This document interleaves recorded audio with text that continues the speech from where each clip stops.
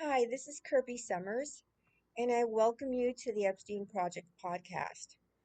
This is a bonus episode, and it's about Joi Ito. Last week, I was looking on my Amazon Author Central page, which basically, I get information as to what countries my books are selling, information that is not available to normal people who do not have books on Amazon.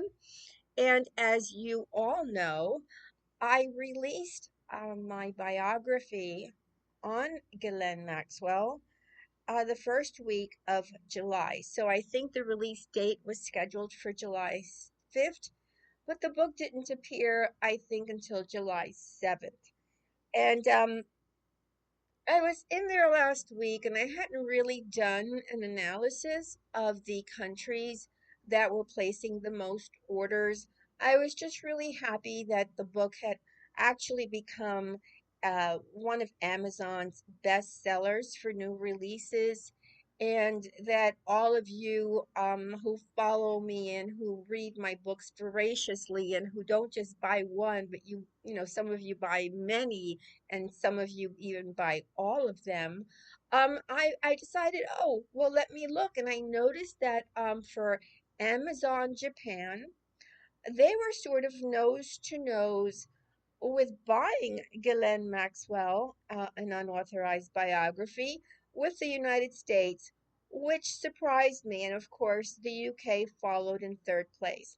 And so I thought, well, wait a minute, Japan. And then I remembered Joi Ito, right? So Joi Ito was basically the guy who headed the MIT Media Lab, and he was a friend of Jeffrey Epstein's. And so while Ghislaine Maxwell, an unauthorized biography,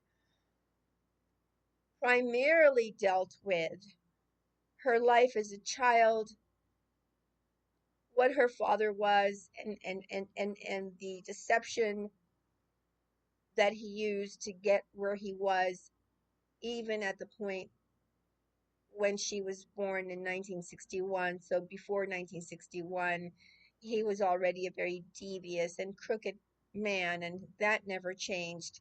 And but I had started the book in present day, and I showed by example how she uh, allegedly behaved with the victims and the women who have stepped forward to speak about their experience with Jeffrey Epstein and his partner in crime, allegedly, Ghislaine Maxwell. And so that book then wraps up and it shows the if you read it, and I encourage you to read it because no one except for myself has written a biography about Ghislaine Maxwell and specifically about her youth. And I sort of ended with when she meets and connects with Epstein, but my last chapter shows how the these trafficking rings overlap, interconnect, and that what initially was considered a small, I've heard some people on mainstream media say about Jeffrey Epstein's human trafficking ring that it was a small ring. No, it wasn't. It was multi um, it was an international ring. It was around for a very long time, and it was just not small at all. In any event, I remember Joey Ito, and I knew that he was from Japan, and so I started like poking around, and because it's in Japan and I don't read Japanese, um, it wasn't like just one simple search. And so I discovered that he had been hired by the government of Japan to become their, let me just find the phrase of what they were going to give him. So they were going, yes, so the what I tweeted was that Japan had offered Joey Ito an assignment to become their internet director. No, I'm sorry, their digital agency, to head the digital agency. And I was stunned. I there had really been nothing in mainstream media about Joey Ito, and frankly, about the dozens of men who have stepped down after the outing of Jeffrey Epstein, right? So there's been no follow up. This one stepped down, this one stepped down, this one. So I thought, oh my goodness. So he kind of slithered away from the United States and he went to Japan. And suddenly, the government of Japan, so the new emperor, because the emperor that had been in power for, my goodness, for over 50 years, I almost want to say 70, it's a very, very old man, is the new emperor's father, and he abdicated. And so the new emperor, somehow, Joey Ito must have gotten a nice introduction from somebody because he was offered this very plum assignment in Japan as the head of their digital agency. The job was supposed to commence on September 1st. So I want to go back here to okay, so on August 12th, which was just 6 days ago. Yeah, last Thursday. Today is Wednesday, so six days ago, I started tweeting. How did Joey Ito, formerly of MIT Media Labs, land a job with the government of Japan? And I went on and on and on and on. All right, so today one of my followers, I was just going through my replies, which are extensive. I receive over 1,000 every day, so it's really difficult to keep up with all of the tweets that come in. But I was very happy to see one by one of my followers saying, "Hey, Joey Ito was having a bad day." So I immediately began to dig, and the government of Japan rescinded their offer. So it seems that all of the people who were buying Ghislaine Maxwell, an Unauthorized Biography, um, were connected to the government. And the exposure that my tweets received, because, Twitter is an international platform. Anybody, anywhere in the world is following anyone's account. So what I decided to do was, because I had already finished Ghislaine Maxwell, an Unauthorized Biography. So I had been wrapping up at that time um, my third edition of Jeffrey Epstein Predator Spy, and I had sort of finished my new chapter on Bill Gates, which is full of a lot of information you want to read. So again, that's Jeffrey Epstein Predator Spy, third edition.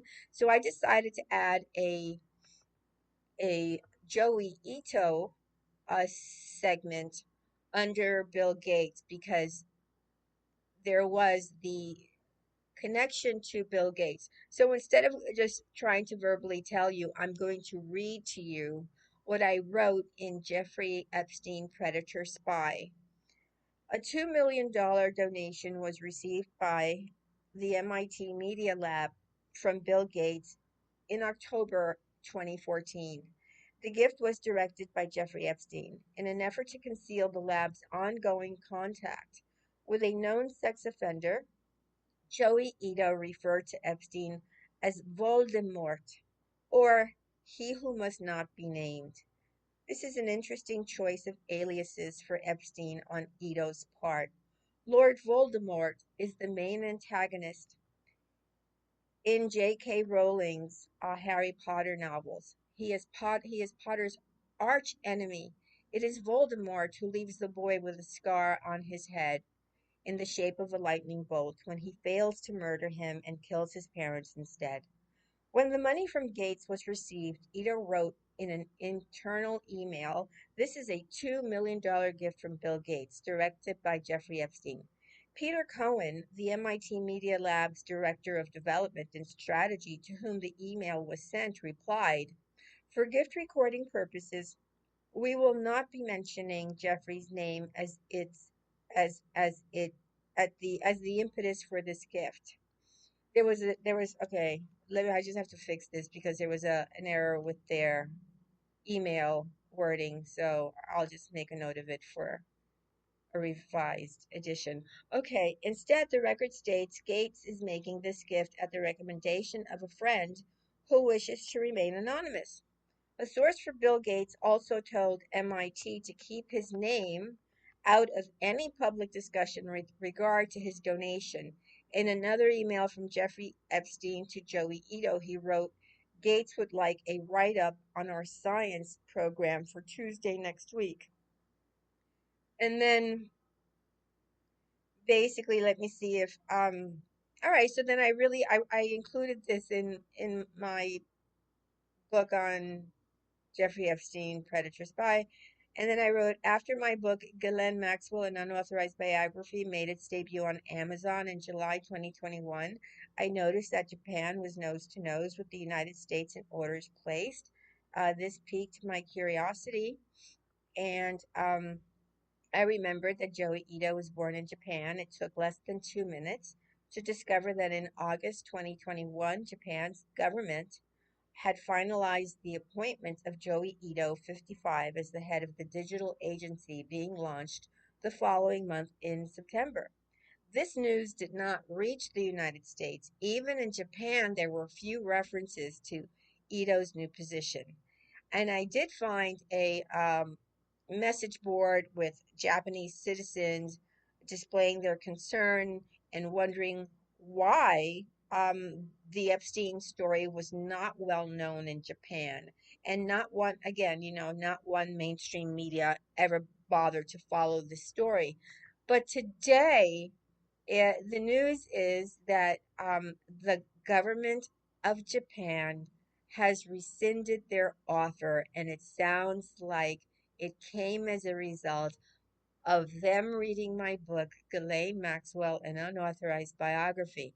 So I want to thank all of you because sometimes it takes a village, and we're that village. And this is a victory. This is a victory. All right. Well, thank you. Like this video. Like it, please. I always forget to say like the video because I just want to get the news to you. All right. I'm gonna sign off now. Thanks for listening. Bye.